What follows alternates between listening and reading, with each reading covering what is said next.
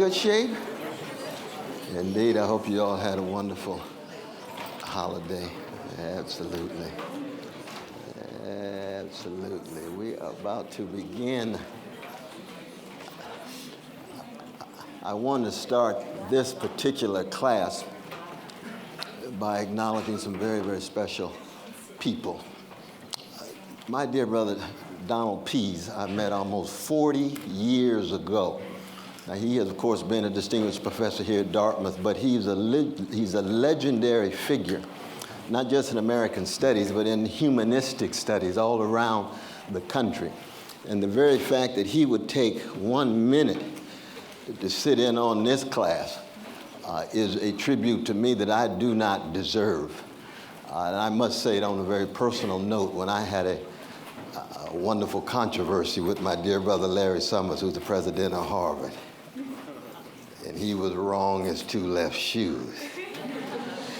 But I love him anyway. But it was Donald Pease who had a major conference right here at Dartmouth on that particular issue. And that was a time in which most people wanted to hold me at arm's length because I was too controversial.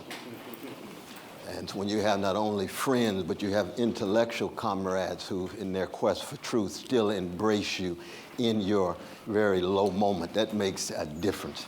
So he and his lovely family and friends and so forth. Boundary 2 is a journal, was the first journal of postmodern studies in the history of America. And Donald Pease and I, along with a towering figure called William Spanos, you can write that name down because he's one of the greatest critics of Melville being the greatest American novelist in the history of the empire. William Spanos and Paul Beauvais and Jonathan Arac and Marjorie Ferguson and Joseph Buttigieg, those were magnificent days. And at the risk of being nostalgic, my brother, I just want to let you know how much I love you, respect you, and will forever, ever have precious memories. Give it up for our dear brother, Professor Donald Pease. Nobody like him, nobody like him. And sitting next to him was my dear brother, Jeff Charlotte, who was kind enough to write a positive piece about me when I deserved much more negativity. And that was in what, Rolling Stone? Courageous piece. I think you told the truth partly too. I mean, I don't want to go too far because you were saying some powerful things. But I hadn't set eyes on you for what? 15, 20 years almost. It's just a blessing to see you. And you've been teaching here for how long, Brother Jeff? 7 years. Is it just 7 years now? Yes, okay, just 7. Give it up for Professor Jeff Charlotte. Definitely, definitely. And last but not least, beloved Alexis D. Anta, who is a distinguished philosopher, who's written one of the most powerful texts on William James, who, as I've mentioned before, is the most adorable public philosopher in the history of American letters.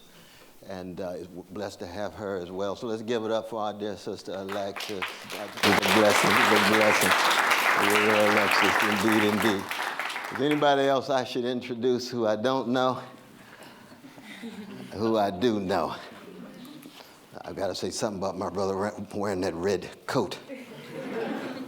It's looking sharp, though. He wrote an essay on Frederick Douglass's last years, the age-old biography this week. And I deeply appreciate being in conversation with him. But let us now dip deep into the well of the one and only W.E.B. Du Bois. Everybody got a chance to read the assignment? Is that right? Because I want to remind you just very, very briefly where we were. What is it, about 9 days ago?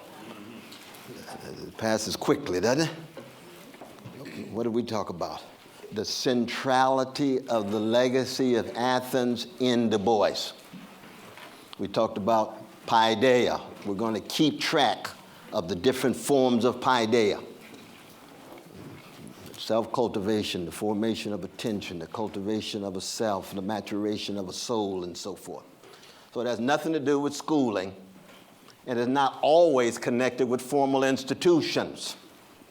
But the paideia at that deep level of self-questioning and self-scrutiny. And we connected it to parrhesia, which is even more rare these days.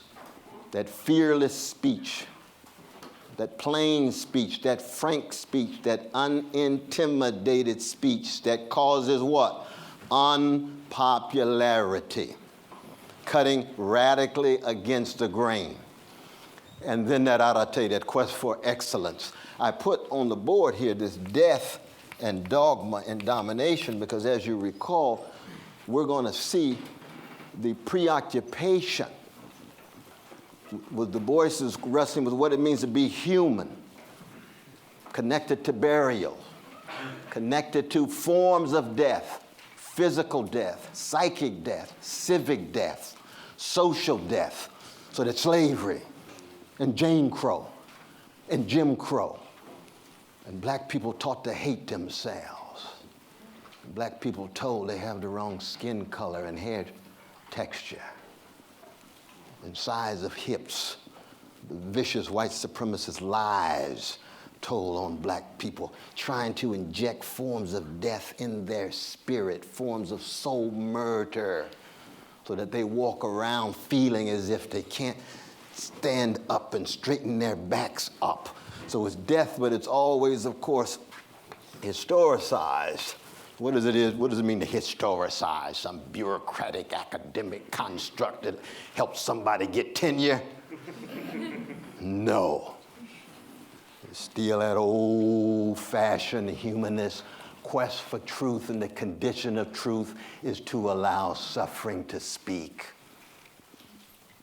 So when you talk about patriarchy, you talk about homophobia, that's not some historicizing gesture. You're talking about concrete, fleshified, precious, priceless, singular human beings who go through life from womb to tomb, trying to come to terms with the forces of death coming at them and trying to, in the face of death, is what?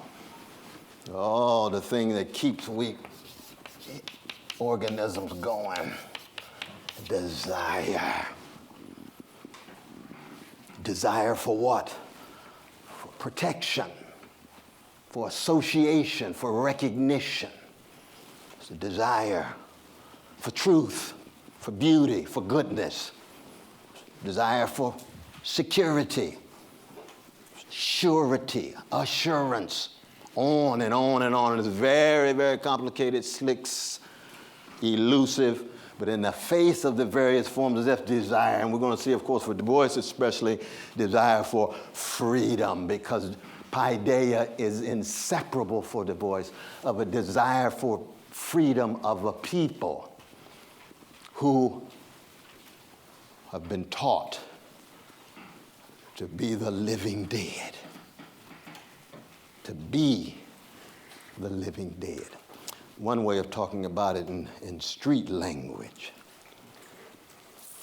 is white supremacy trying to convince black people that black history is a curse. Black hope is a joke. Black love is a crime. And black freedom is a pipe dream. That's what it is, the internalized white supremacy in the souls of black people. And if you can convince a people that their history is a curse and their desire for freedom is a pipe dream and their love of one another will get them in so much trouble they'll be criminalized, therefore they pull back. That's what we love about Black Lives Matter.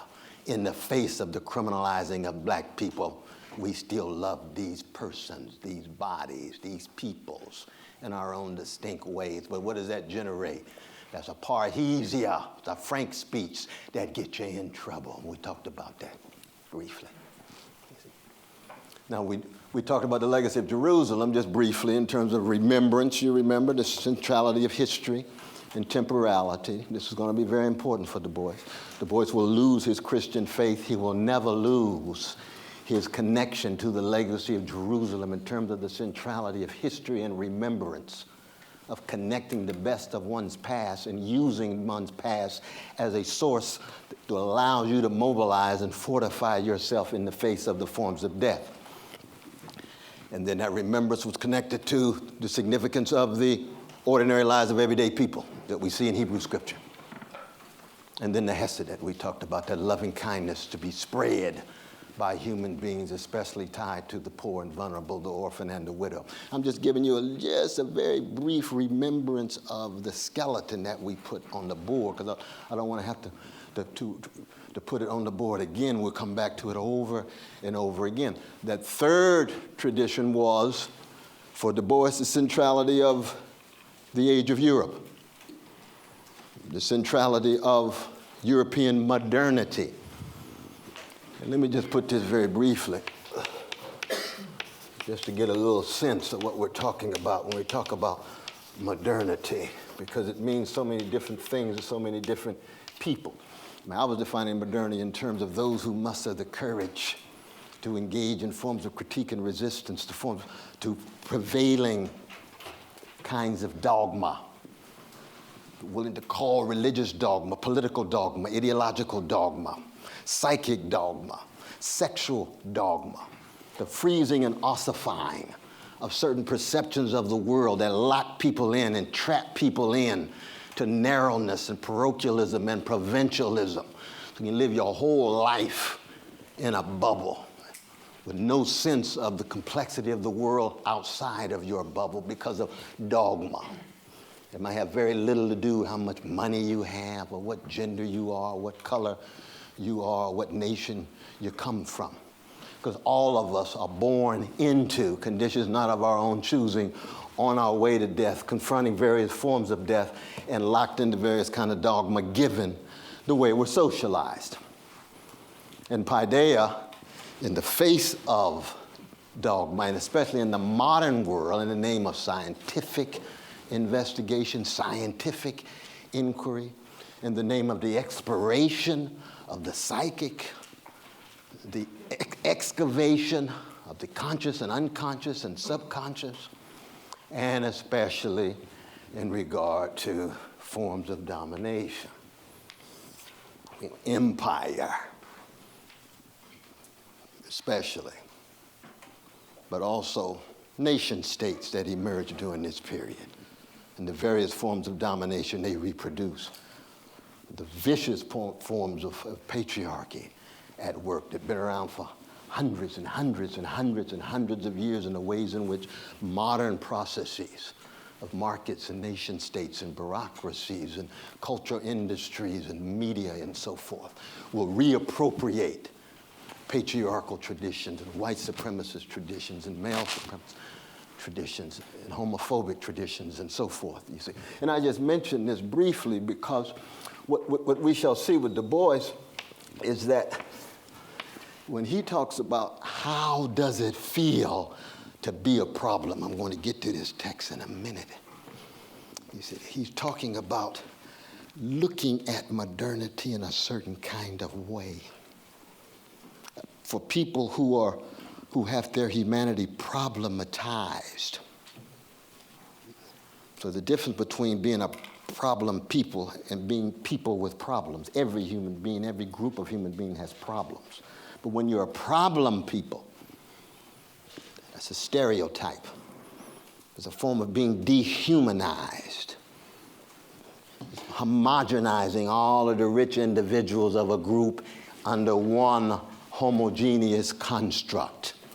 That's this issue of how does it feel to be a problem. And you see in 1492, what happens in 1492? Somebody tell me, what happened in 1492 in the modern world? You got Columbus. Columbus who? You're talking about Brother Christopher, right? God bless his soul. What else happened in 1492 in Europe? Inquisition. What else happened in 1492 in the culture? This is a tough one. Antonio de Nebrahi, the first publication of a grammar text in a national vernacular.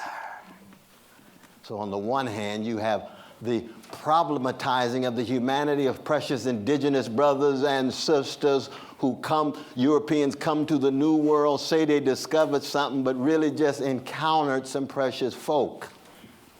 And of course, Dartmouth was founded for what? The instruction and education of who? The young of the Indian tribes for the purpose of what? And see, you all got it down, 1769, Mr. Wheelock himself, Eliza Wheelock himself, based on the old Moores Charity School that he had in Connecticut, Columbus, Connecticut, bringing it to Hanover to get it closer to indigenous peoples, that make sure that you make available the legacies of Athens and the legacies of Jerusalem to the young men. Very important. Who said that? Oh, thank you. Ooh, my slightly older sister said that. I like that. We on the same wavelength. Yes, we are. Yes, we are, my sister. I'll give you a hug, but I don't want to stop my flow. Oh, yes. I should give her a hug anyway, shouldn't I? Absolutely. The patriarchy is real.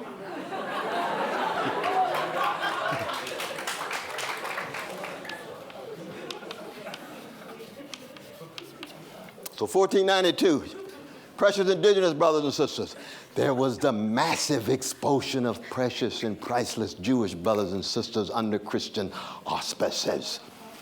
The so-called Jewish problem, Jewish question.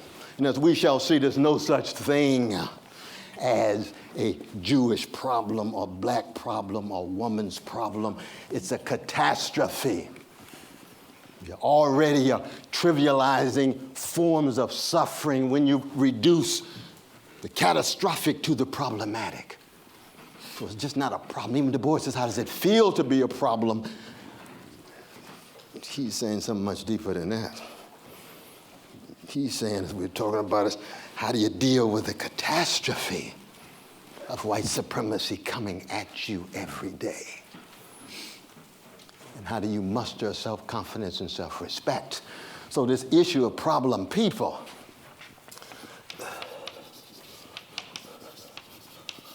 indigenous, 1492, Jewish brothers and sisters.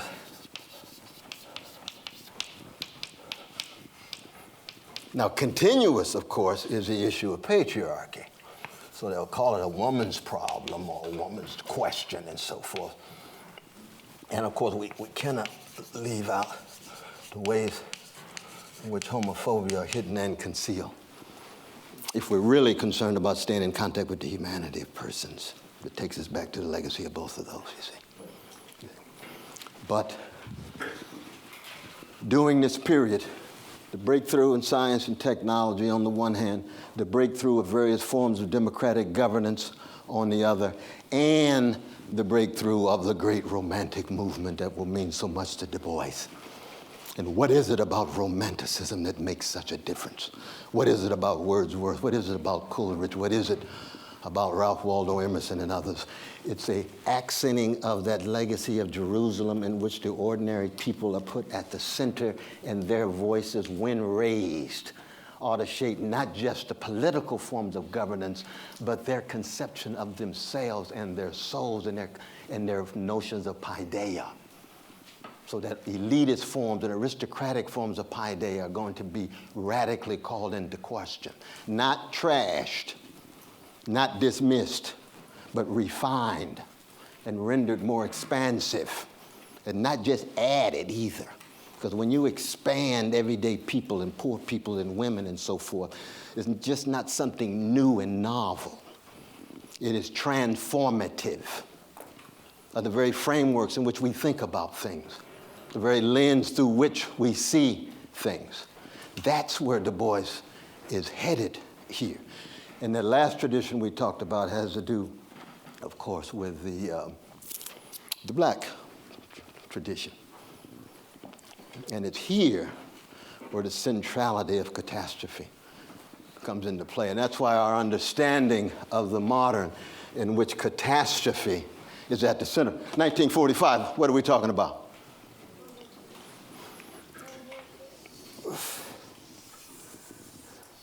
The inability to come to any kind of European positive wrestling with the Jewish catastrophe, with Holocaust.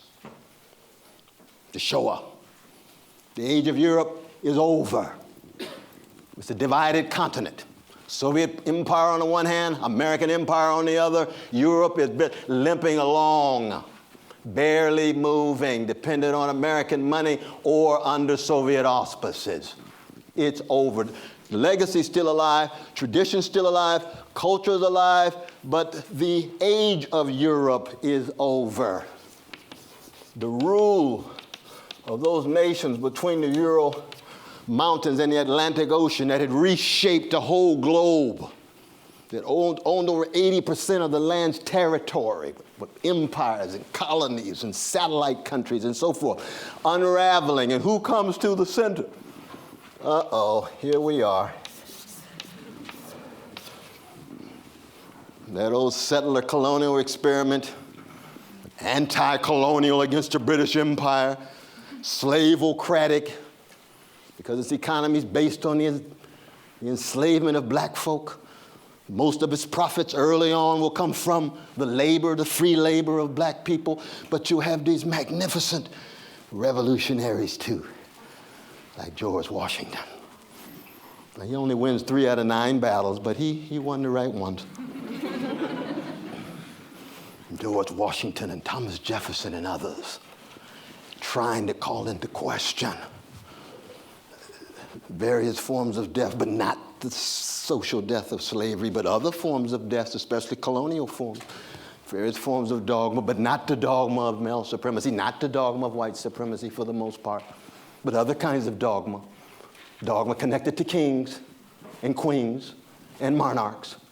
And that's why it's always very important, especially in approaching Du Bois, that we have to be very, very specific in our criticisms of particular kinds of domination, kinds of dogma, and kinds of death.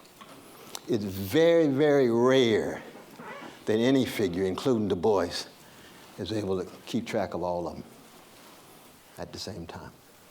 You can find certain white feminists who are radical against male supremacy, but when it comes to white supremacy, can hardly say a mumbling word. No, it's true. Or you get these straight brothers who are Marxists, can't wait to make revolution overnight, wish they made it yesterday. And when it comes to patriarchy and their treatment of women, they about as backward as Charles I. Or you get other folk on the cutting edge when it comes to multiculturalism, but when it comes to trans folk, or bisexuals, or gay brothers like James Baldwin, or lesbian sisters like Muriel Rukeyser. They sound like their grandmothers. I try to love everybody, but they just got to get their sexuality together. Grandma, we love you, but please. Paideia, come on, Paideia. Grandma ready for Paideia? Is she ready to be Socratized? Is she ready to be questioned? Is she ready to be scrutinized? Is she ready to be interrogated in such a way that her world is turned upside down? Interesting question. Now, of course, the test for grandmama is what? When her grandchild, who went to Dartmouth, comes back lesbian. Honey,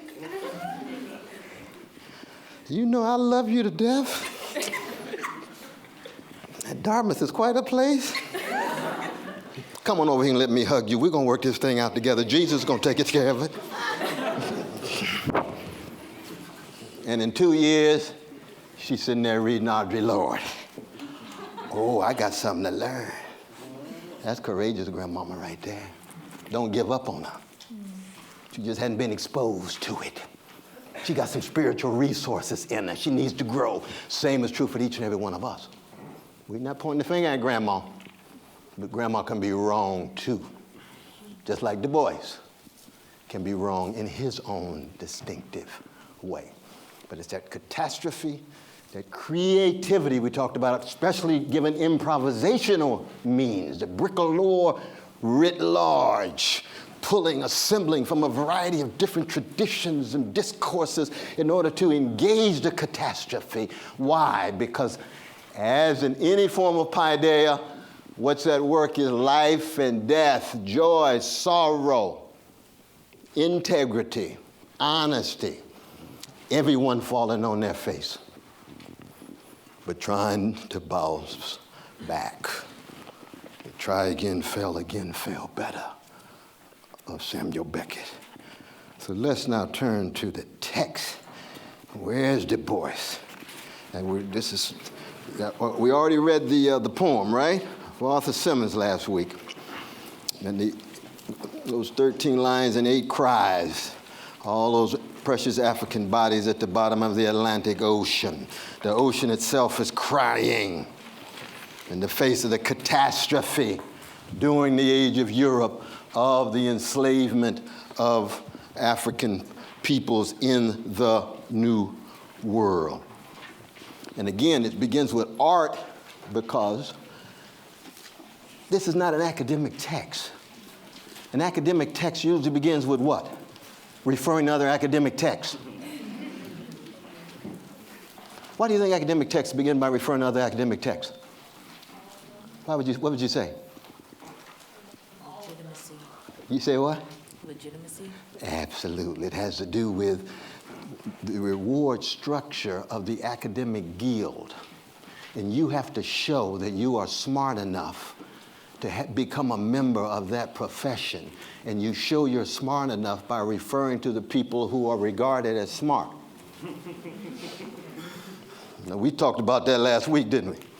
The worst way of being in the world is to go through life thinking that the best thing is to be the smartest person in the room. That is a fetishizing of smartness that generates a hollowness and a shallowness, and you end up being a spiritual zombie. With your brain forever working to show everybody how smart you are, with your heart underdeveloped and your soul cold and chilly. You find yourself going through life and can't fall in love, but everybody think you so smart and you think that's good. Until you reach the suicidal edge and say, dang, maybe I should have taken time to learn how to love. Maybe I should have taken time to learn how to treat people right. I should have taken time to recognize that maybe wisdom's better than smartness. Maybe I should have recognized that the phones could be smart, but I got to be something else. Compassionate, critical, sacrificial. And I'm not defending stupidity here. Smartness is too narrow. You see. So Du Bois begins with what? Guttural cries, wrenching moans. Right. Begins with the calls of these folk in the waters. And look at the beginning of the text. After that, nobody knows the trouble I've seen. Between me and the other world is ever an unasked question, unasked by some through feelings of delicacy, by others through the difficulty of rightly framing it. All nevertheless flutter around it. You all with me? First paragraph? They approach me in a half-hesitant sort of way, eye me curiously and compassionately, and then instead of saying decidedly, how does it feel to be a problem? They say, I know an excellent colored man in my town. You can't talk about legacy of white supremacy too candidly and critically. Somehow it's got to be evasive. You know, you don't really want to talk about the black bodies on the street after the police have done X or Y.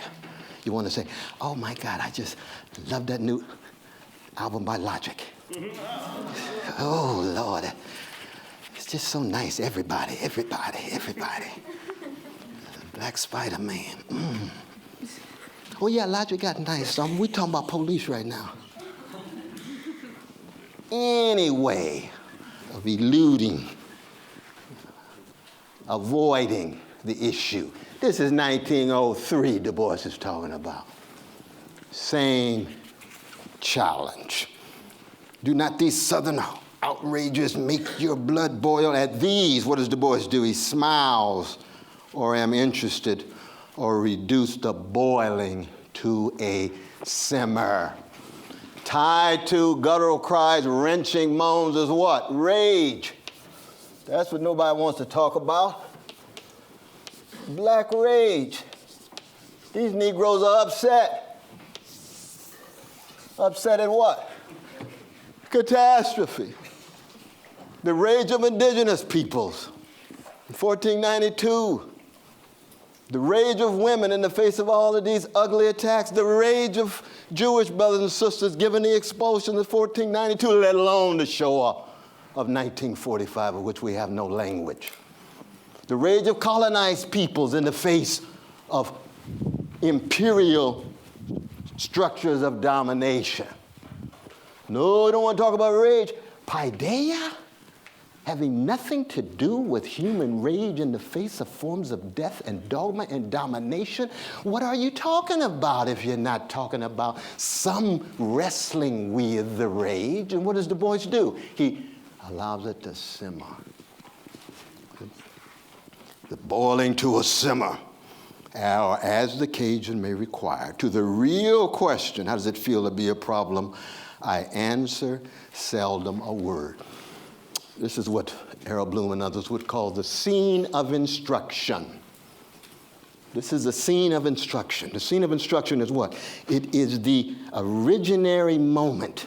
It is the initial instance in which he's setting up his own framework in order to engage a set of issues that he knows the gentle reader is indifferent to, is callous about, doesn't really make a priority in caring about the catastrophe visited on these particular peoples. And then he goes on in a very personal vein. Being a problem is a strange experience. There's that strange again. Remember we saw that under Prometheus, under forethought last week? Strange, and here's even more important, peculiar. Ungehauen, peculiar. It's the same word that Kafka uses to describe Gregor Samsa in the Metamorphoses. What is it about peculiar? Ungehauen. It's uncanny. It's off the beat. It's dissonant. It doesn't fit. It confines folk to being a misfit, just like Gregor Samsa in the Metamorphoses. And Gregor Samsa wakes up to discover himself being a what? A cockroach. What else about the cockroach? Huge, ugly, polluted, contaminating, otherized cockroach. That's peculiar. That's uncanny. From the very beginning, Du Bois says, yes, how do we keep track of these folk who are on the blue notes and the country just wants to be in C major? Just a little clean white notes. They don't want the minor key with all of that funk in it.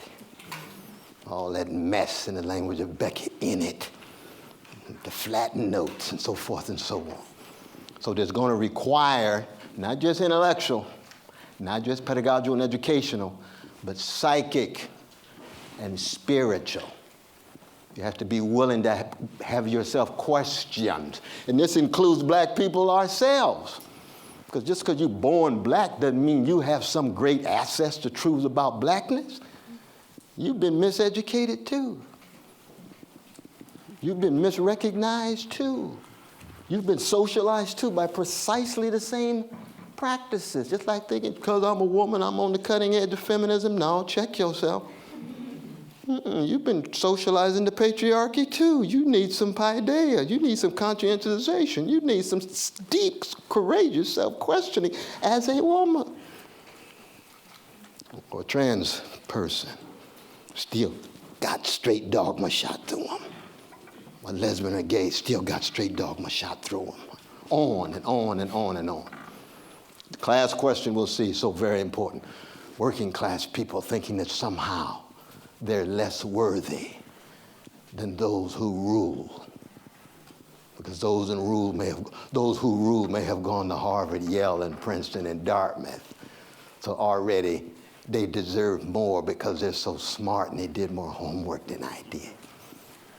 And they probably did do more homework, but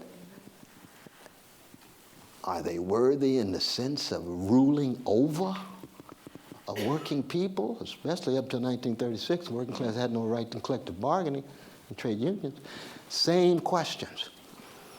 The challenge that we have with Du Bois is when he raises this question in regard to black people, it is particular and specific. But the deeper he digs into particularity and specificity is also the closer he gets to universality. What am I saying? I'm saying the deeper he gets to the humanity of black people that has been so systematically called into question, the closer he gets to the humanity of each and every one of us. So he's not some rootless cosmopolitan. We were talking about this earlier. He's not a rootless cosmopolitan. He is a grounded internationalist. There's a difference. Because rootlessness means what? You got to leave your particularity and become part of some grand cosmopolitan site. Whereas an internationalist says, no, the deeper I get into blackness, the closer I get to Brother Donald Pease's vanilla-ness. Because Brother Donald is profoundly human, just like me, which is to say we crack vessels. And the deeper he gets to his own specific vanilla-ness, is the closer he gets to the chocolate side of town where I come from. Because we meet at that level of humanity. But if you're unwilling to come to terms with the forces that have dehumanized you, then you will find yourself assimilated in sites and contexts in which you lose sight of yourself and think because you are accepted by a prevailing status quo that pats you on the back and gives you some carrots, that you have made it. And in fact, you have made it into a certain spiritual oblivion with all the money in the world and all the grins available. But you lost sight of not just your connection to yourself, but you lost sight in the end to the humane and human connection of other persons around you. And this is a move that we're going to see Du Bois make over and over again. Now, I won't read the, maybe it's the exchange. Here it is, in the middle of the thing. The exchange with Mary, until one girl, a tall newcomer, refused my card. Refused it peremptory with a glance. Then it dawned upon me with a certain suddenness that I was different from the rest. Difference. Other. You see. Demeaned, devalued, dominated, hated, treated with contempt, put down, and so forth and so on. And all of this talk about problem people is the problem of difference. And of course, we're all different. Every individual's unique. We all got distinct fingerprints. We've all got distinct voices if we muster the courage to raise them and not just be echoes. You see. But when it comes to various categories of difference, of class and race and empire and so forth, this experience for the first time at Du Bois, and he never, ever forgets it. What does he do? He says, and like it may happen heart and life and longing, but shut out from their world by a vast veil. The first time he uses this metaphor we come back to. I had thereafter no desire to tear down that veil, to creep through. I held all beyond it in common contempt and lived above it in a region of blue sky and great wandering shadows. You remember the reference last week to the Goethe? What was Goethe's favorite metaphor? Cloudless sky. We're going to see this over and over again in Du Bois. Over and over again. And like Faust's self. You see, the wisdom is what? Conquer freedom and life every day by means of some Olympian perspective, given the alienation one feels on the ground, on the earth. Du Bois is thoroughly Goethean. We talked about that last week. And Goethe is not romantic in any narrow sense. He appropriates romantic elements, but he's neoclassic in the modern sense.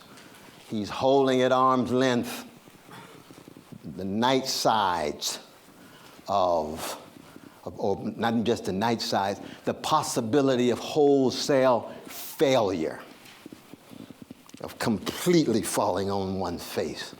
The Henry Adams phenomenon that we talked about with Brother Jay and Alexis, you see. The education of Henry Adams, all about, I am a thoroughgoing wholesale failure. Read my text and have fun. The education of Henry Adams, the finest critique of paideia ever written in American intellectual history. The inability to wake up and then still keep going. Remember I mentioned last week about stay woke? What did I say about the young folks saying stay woke? It's not enough, because you can wake up and say, shit, this is too much. I can't take it. I'm either going back to sleep like Rumpelstiltskin, or I'm going to the crack house like a lot of my partners. It's too much. Staying awake is not. Henry Adams was the most awakened figure in terms of decadence, corruption, deceit in the history of America, coming from the Adams family, not the Adams family on television. John Quincy and John Adams and Abigail and others, you see. So it's stay woke and stay fortified. That's what he says, blue sky, that's where I'm headed. That sky was bluest when I could beat my mates at examination time. Got to outcompete them. So I'm going to show them that I'm not dumb. He said, Mr. Du Bois, what makes them the point of reference? Mr. Du Bois, what makes them the authority on whether these folk think you're smart or not? These are the same folk that can pee on your grandmama and try to convince her that it's raining. Why are you going to give them authority to somehow say whether you're smart or not, or whether you are accepted or not, or qualified or not?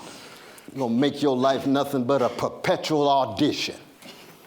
Every day of your life, you got to show how smart you are. You got to show how sophisticated you are. Go on and be yourself. Learn from them as human beings, but call into question their authority. He's a young man now. He's still dealing with the cards, so we don't put too much weight on little Du Bois as a young boy in Great Barrington. He's going to raise these kind of questions as he gets older. But the sad thing is, we still got a lot of people in their 20s and 30s and 40s and 50s who's still locked into the same perception. You see, from whence do the authorities come? I'm not saying you don't need any authority. And we're certainly not saying that white brothers and sisters cannot be appropriate authorities. But in which way? How are they tested? What makes this little girl somehow the benchmark at all?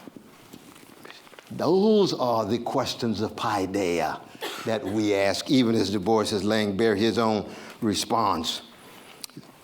With the years, all this fine contempt began to fade for the world I long for, and all their dazzling opportunities were theirs, not mine, but they should not keep these prizes. Some all I could wrest from them. He's still competitive.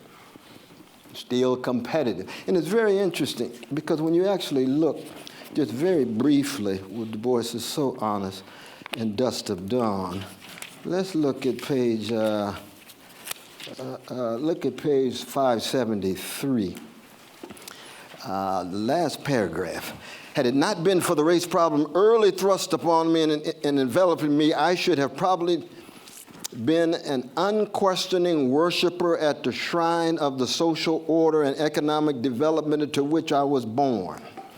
But just that part of that order which seemed to most of my fellows nearest perfection seemed to be most inequitable and wrong. And starting from that critique, I gradually, as the years went by, found other ways to question in my environment. That's what Paideia is about. But he's saying if he hadn't raised the issue of race, he would have been just another conformist. Just another spiritual zombie, well-adjusted to injustice and maladapted to indifference. You see, just a black one. But then what does he go on to say? Two of the most important sentences in this text. At first, however, my criticism was confined to the relation of my people to the world movement.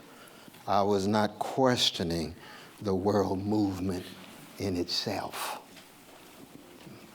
You all see the weight of those two sentences? You see, he thought even raising the issue of difference in relation to that card was a high moment of Paideia. It was a beginning, not the high moment. It was a start, not the culmination. But then he began to see, wait a minute. I'm just jumping on this bandwagon, and I really haven't examined where it's going, where it came from, who's writing it, who's piling it, and what are the conditions under which it keeps going. So I could jump on the American bandwagon and say nothing about what's going on in the Philippines or Guam or Cuba at the same time that he's writing this in the 1890s and 1900s. I can be preoccupied with the issue of race and can't wait to join the U.S. Army, but I'm not raising a critical word at all about what that army's doing in Puerto Rico or in Hawaii, or how it is that I look up and lo and behold, America owns these territories after 1 million precious Filipinos have been killed and there's no major public discussion about it. I've got to raise questions about the movement itself, not just getting on the particular vehicles that are moving in one direction. It took Du Bois a long time to reach that point. It took him a while to reach that point. This is 1940. I've jumped ahead, of course. But he's so very candid. In fact, what does he go on to say? He goes on to say, page 577, he says, I was bleakly European and imperialist in outlook, democratic as democracy was conceived in America. It's a very candid, self-critical note. One of the most educated men of any color of my age, Fisk University, Harvard College, M.A. Harvard, Ph.D. Harvard, near Ph.D. University of Berlin, there with Max Weber, William James, George Santayana, Josiah Royce, Albert Bushnell Hart, on and on and on. It doesn't get any better. And yet what? Learned ignorance. Blind spots, knew a hell of a lot within a very narrow framework. And I needed to call some things into question. You see? Well, so it is. In this 1903 text, when Du Bois said, oh, this experience of difference has now set me on a Paideia quest. Why did God make me an outcast and a stranger in my own house?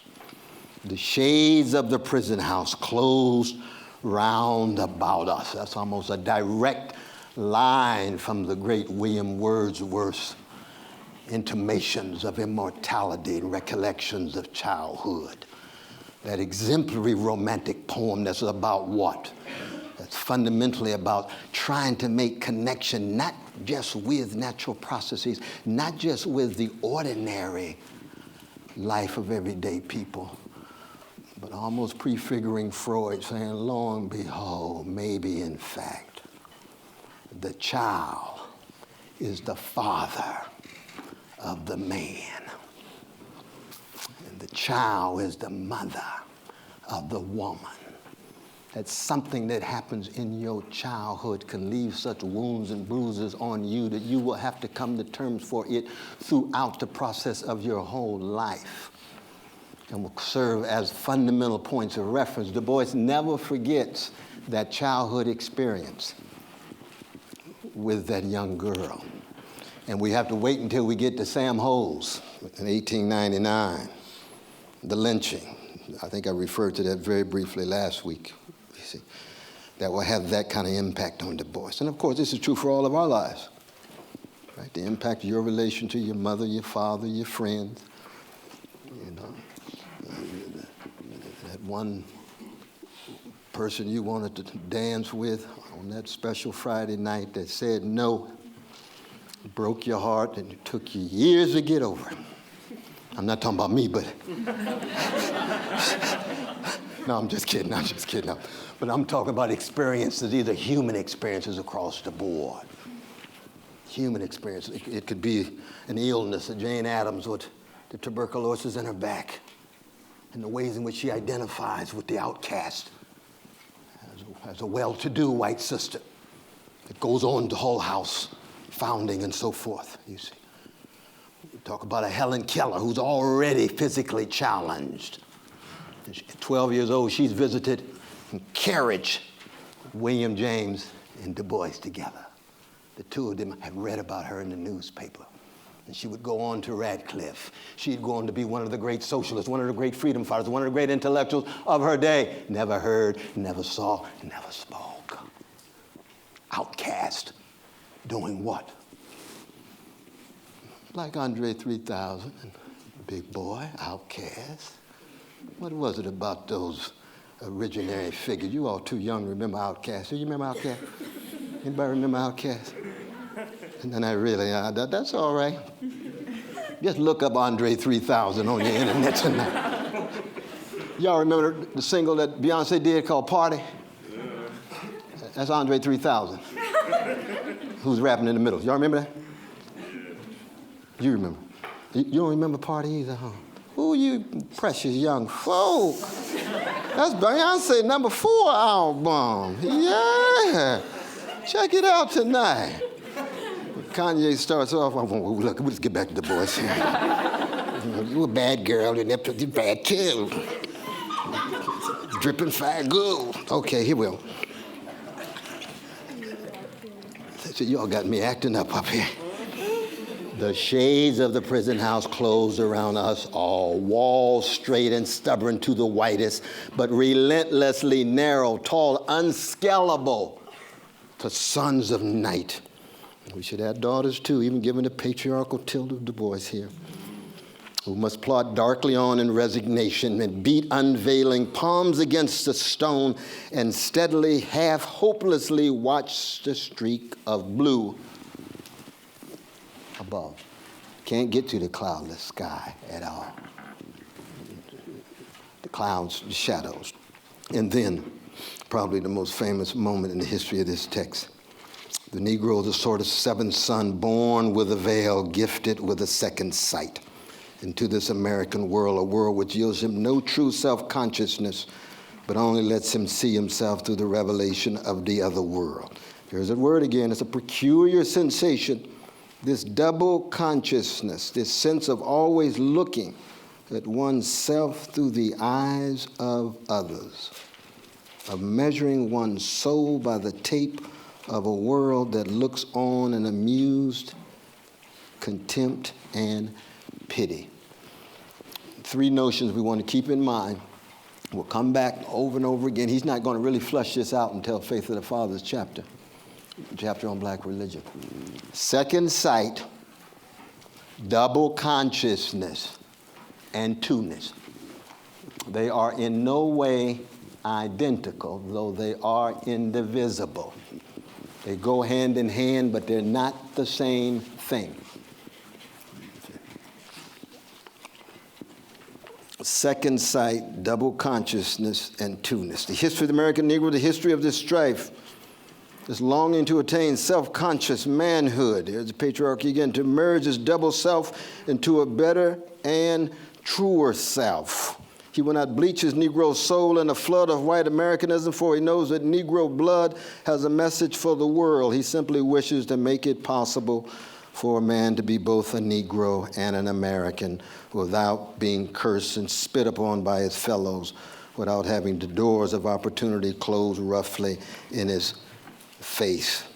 This is the end of his striving to be what? A co-worker in the kingdom of culture. A co-worker in the kingdom of culture. The aim of paideia is for each and every one of us to engage in a painful process, unashamed, without apology, of self-critical questing after the truth, goodness, beauty, wisdom, if religious, the holy, in the face of inevitable physical death or other forms of death, spiritual, psychic, civic, and so forth, wrestling with forms of dogma. But here we have to be very, very cautious, because the very notion that you can live a life completely free of dogma can itself become a dogma. That's a very difficult move. How does one understand the truth of skepticism while remaining skeptical about skepticism? Because skepticism itself can become a dogma. It can become a form of hubris. Irony itself can become a benchmark of the sophisticated that reinscribes them into dogmatic spaces, even though they think they're the most anti-dogmatic. Why? Because maybe, in fact, maybe, just like deaths are inevitable, certainly our physical ones, maybe, in fact, there are certain dogmas that are life-enhancing. We talked about grandmama, loving your mama. Are you dogmatic about loving your mother so that it's unconditional, even though you have Socratic critique of her? Nothing wrong with unconditionally loving your mama. That's a certain kind of dogma. But you got to have the courage to tell her, Mama, you're wrong. You're offbeat. You don't know what you're talking about. But I'll take a bullet for you in my heart anyway. And this is very important in educational institutions, because to think that somehow the flight from all dogma, that could be a flight from all of your humanity. Is that the price we have to pay? Open question. I'm just raising this as a question. I could be wrong. I don't think I'm wrong. I could be wrong about this now. Dogma as illusion. Are there certain illusions that are life-enhancing? The Nietzschean challenge. Are there other illusions that are life-denying, and so on? And then domination and trying to break free from domination, security from domination, you see. And how do you procure that collectively, socially, and so on? God bless you, little brother. Now let me just come to a stop here, because you see, if you turn to the paragraph that begins, the first decade was merely a prolongation of the vain search for freedom. Over and over again, you see the reference to the shadow of a deep disappointment. You see the reference to the weary folk. And he's accenting, of course, what he'll come back to in Dusk of Dawn, the three major movements, which is what? The freedom from slavery, especially the issue of land. What's the other? The ballot, political power. And then the third, education, back to paideia again. And we'll see over and over again this issue of land, labor, and education.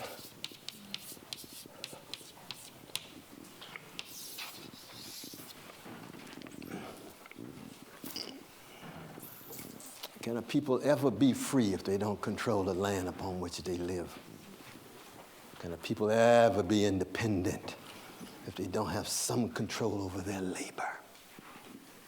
If labor is coerced, forced, no matter how free you are psychically at night, you got to get up in the morning, hit the bathroom, brush your teeth, put your clothes on and work for somebody else. And going to work for somebody else, it means you'll have access to wages, but what if most of the wealth produced by you is actually owned by the folk who own the means of production? That's what these African slaves are going to have to come to terms with. That's what all workers around the world have had to come to terms with. And Du Bois already understands some sense of the labor issue. And he's going to be accenting, well, the best we can do is what he calls the New England Ma'am's Crusade. We've got to educate these wonderful black peoples. How are you going to get the resources to do it? They can't do it themselves. No, that's not true. See, the black churches and black families will give hundreds of thousands of their dollars to help found black colleges, over 115 of them within just a matter of decades.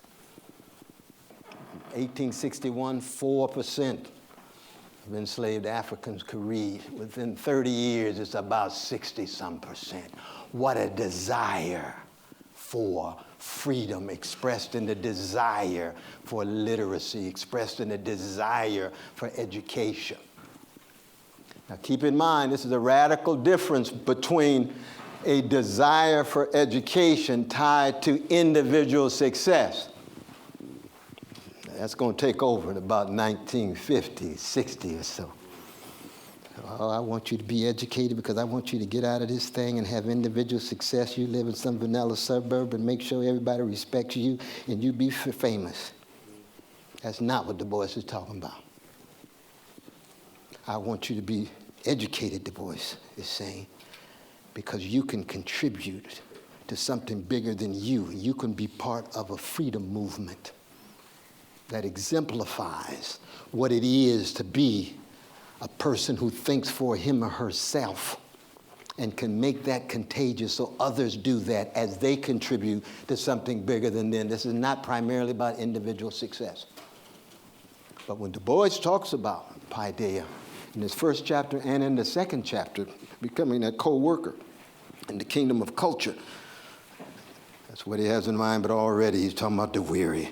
Up the new path the advance guard tolls, slowly, heavily, doggedly, almost like Sisyphus. Only those who have watched and guided the faltering feet, the misty minds, the dull understandings of the dark pupils of these schools know how faithfully, how piteously, how people strove to learn. What kind of work was it? Weary work. You see, weary work. Now, weary doesn't mean giving up. It just said cutting so radically against the grain. Oh, let me just come to a close here. There we go. Freedom 2. Now, this is the next to last. The paragraph that begins, so dawned the time of storm and drain. So right in the middle of that, the training of schools we need today more than ever. The training of deaf hands. Anybody have that? The training of deaf hands. You see that, my dear sister? There. It's right. Quick eyes and ears. Sorry, what's the page number? It's that's what we're trying to find it because I've got a different thing here. Oh, yeah. Yeah, The third line. What page is it? 370. Thank you so much. 370. 370. The training of schools we need today more than ever. The training of deaf hands, quick eyes and ears.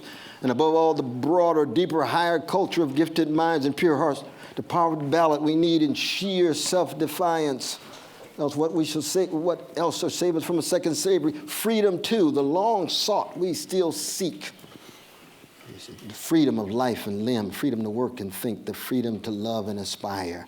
All these we need. But then drop down, he says. We, the darker ones, come even now, not altogether empty-handed. There are today no truer exponents of the pure human spirit, of the Declaration of Independence, the freedom claims of an anti-colonial struggle against the British Empire, than that in American Negroes, no true American music but the wild, sweet melodies of the Negro slave, the American fairy tales and folklore, Indian, African, and all in all, we black men, people, seem the sole oasis of simple faith and reference in a dusty desert of dollars and what? Smartness. 1903, 114 years later, who would have thought that we would be reading this text in a Silicon Valley obsessed Google, Facebook, Instagram, internet, preoccupied culture, where the aim is to be the next Bill Gates rather than the next Fannie Lou Hamer or W.E.B. Du Bois or Martin King or Rabbi Heschel or Edward Zaid or Donald Pease. Wisdom, paideia, no, smartness. It's in a desert. It's tied to dollars. Yes, we all need dollars, but what? What you gonna do with them when you have so many of them you can't count? How's it gonna feed your soul, your character, your integrity, your honesty, your decency? That's what Du Bois is saying. Now he's suggesting here that black folk are holding out and resisting, as we shall see, 2017, even Beyonce herself in Formation says what? Black Bill Gates. That's the ideal she invoked. I say, come on, girl. Lord have mercy. That's not the ideal you serious about, is it? Oh, no, I'm just singing the song, Brother West. You know I'm deeper than that. Okay, I appreciate it. I appreciate it, Vanya. Bless you and the kids. Give Jay-Z a hug for me. Dollars, smartness. Will America be poor if she replaced the brutal, septic blundering with lighthearted but determined Negro humility? Or her coarse and cruel wit with loving, jovial good humor? Or her vulgar music with the soul of sorrow songs? Merely a concrete test of the underlying principles of the great republic is, how is the catastrophe of white supremacy being visited on black people any moment in the history of America? And that's my interpretation of the Negro problem.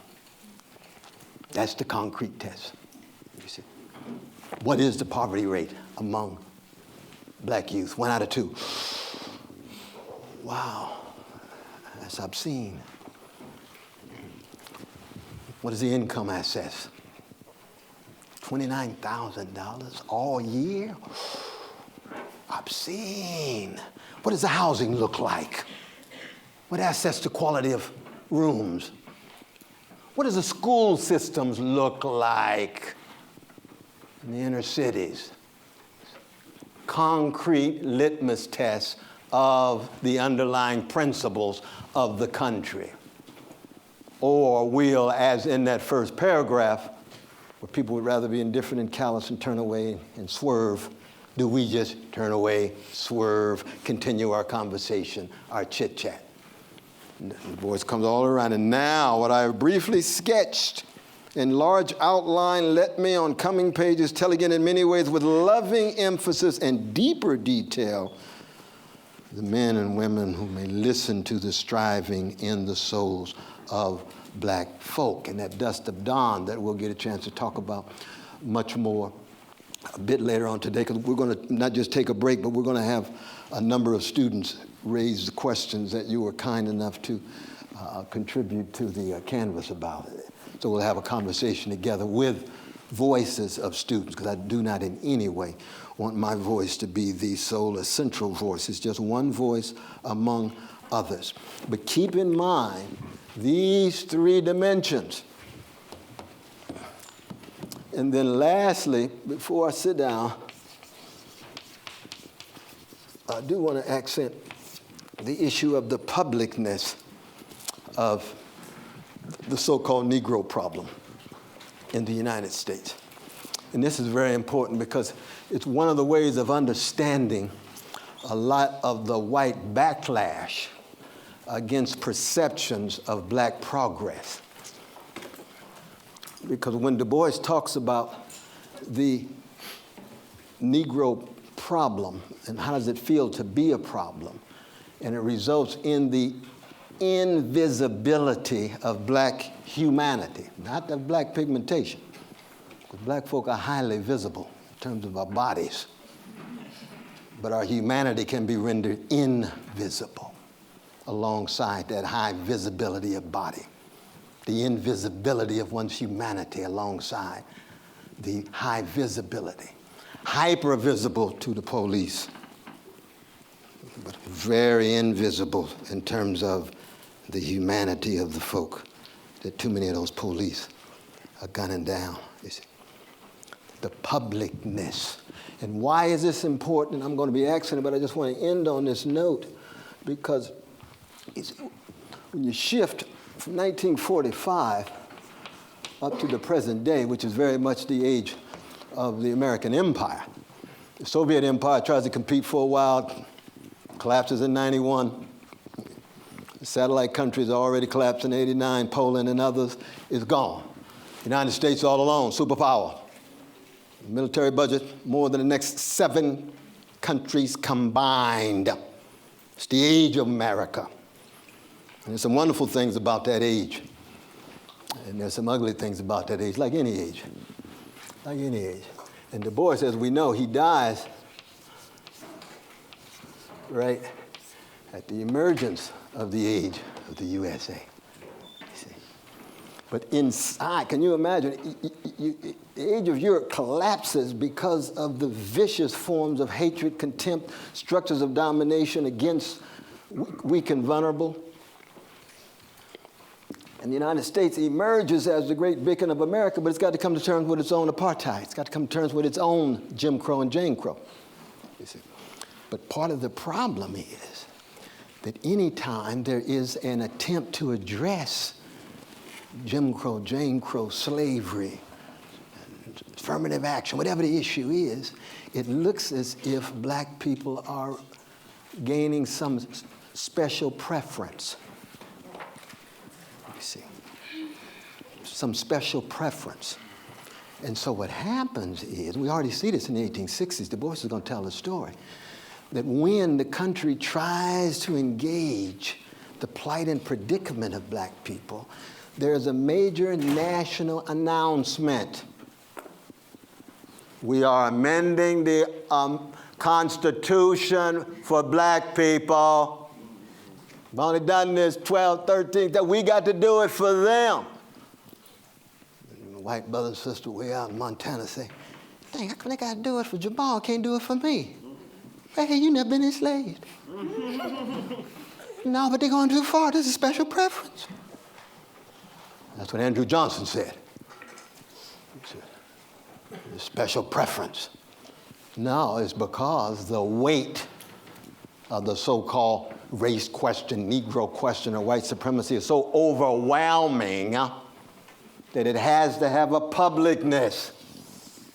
You don't have to do that for Italians. No, we didn't have to do it for Italians. We treated them bad. We wouldn't have to do that for Italians. We didn't have to do it for the Irish. Oh, my God, Irish, 800 years of British imperialism being put down like that and come to Boston. They don't have to have an amendment to vote. We didn't do it for Jews. We've already seen the history of Jews in Europe. You didn't have to do it, but you have for black people, you did. Who else did you have to do it for? In 1919, 1920? For women. It's a public announcement. We got to make an amendment for the vast majority of our fellow citizens who happen to be women. How come they get special treatment? Special treatment? Why don't you try to be a woman for a week? You have a different perception of abortion if it's coming your way. You might. I'm not saying you necessarily will. You got a lot of mediating factors there, but it's a different perspective. You see. Take seriously people's perspective. You can still reach your own conclusion, but take it seriously. That's part of paideia too. You see. And the problem of this public, anytime you have to come to terms with race, the whole nation gets in on it. Same is true with indigenous peoples. We're going to make them citizens in 1924. Oh, that's very kind of you. How long has it been? Oh, that's Joey. What a breakthrough. More breakthrough. You ought to get a moral prize for that. What's your name again? McGillicuddy? Oh, okay, I see. Give McGillicuddy a prize for that. Moral breakthrough wants to make Indians citizens of the country that took their land away. We need Richard Pryor to work that one out. My brother George. What's the great comedian? Yeah, George Carlin. We need George Carlin to work that one out. You see, you need comic genius to tell the truth about something so pathological and sick and morally obscene, but still worthy of human laughter, because we're all human, no matter what side we're on. And that's not a cliche. It's a fundamental truth, you see. That's what we want to keep in contact with. Because when Du Bois talks about the Freedmen's Bureau, under Department of War, black people are subsumed under the Department of War. What does that mean? That means that what? Where's my desk here? That's what you do after a war. What do? You either kill them or you enslave them. That's what you do to people after war, right? You either kill them or you enslave them, or they become wards of your nation. You got to take care of them.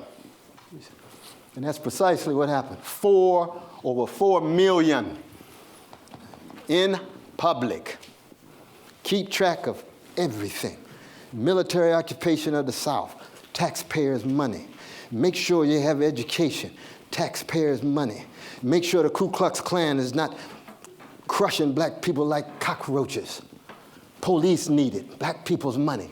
You know, I think we're doing too much for these black folk. I know they're having a rough time and things, they've been enslaved, but I just think they're going too far. They need to pull themselves out the bootstraps the way we did. You know, we Scottish folk, we had it rough too, but we've been in New Jersey for 3 generations now, and they trying to move ahead of me. They think about moving in my neighborhood. Good God, what kind of country is this? God. We were talking before about people nowadays, you know, they, like William James of the Filipino War, he's talking about, God, America was once this great bastion of freedom, but now what we've done in the Philippines makes us the meanest country in the world. I have nothing to do with the country. I'm just so ashamed of the country. You say, but William James, you're a genius, but what else do you think America was doing prior to 1898? But these days, oh my God, Donald Trump now has just turned the country upside down. I can't even put my flag out without feeling ashamed of the country. Oh gosh, I need my medication. What do you think America was doing before Donald Trump took over? I mean, he's not an improvement, I agree with that, but that's not the point. It was something proud about what was happening in the country. America's always had decent people. Something vicious and ugly happening in the country. America's always had gangsters and thugs. You don't have to wait for Donald Trump, wait for the Filipino War, wait for what America did to the Japanese to all of a sudden think, lo and behold, this is my Paideia moment. Why'd you wait so long? Where is your remembrance? Where is your subtle understanding of the best and the worst in any historical moment? That's one of the things that Du Bois wants to remind us of. Now, this was a longer lecture than I had planned.